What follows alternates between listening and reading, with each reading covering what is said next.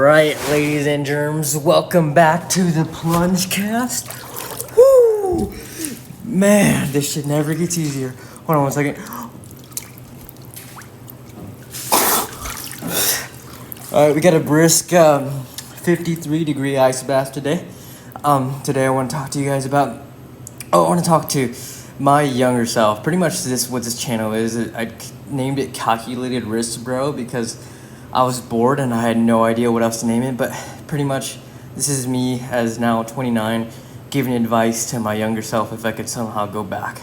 And I think it could be applicable maybe to people who are looking for advice. So first things first is why it's called calculated risk is, to me, dude, like everything in life is risky, right? In one of my videos I talked about investing, right? And there's one guy that goes like, if you think investing is risky, just wait till you get the bill for not investing, right? And I think that's the same thing with everything in life. So who am I? I've also talked about sales on this channel. Pretty much I used to work just a regular sales W2 9-to-5 job, and I was pretty good at it. And I think at the end of the day my talents were being used and taken advantage of. Like I was promised certain pay at a certain company and they fell back on their promise because they didn't think I could hit certain metrics. So anyway, I left without any plan. And looking back on it now, and I think it was one of the smartest things I could have done.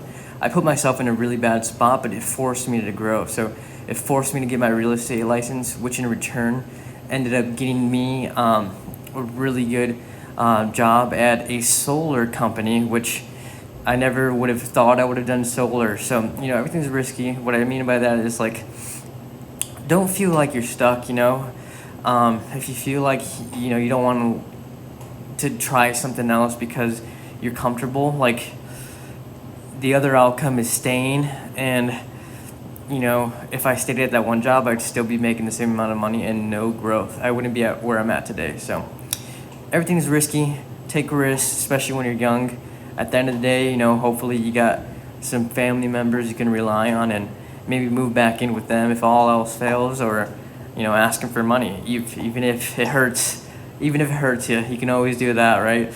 And, hopefully they're there for you. Not saying that'll even be a possibility, but that's probably like worst case scenario. So worst case scenario, back to square one.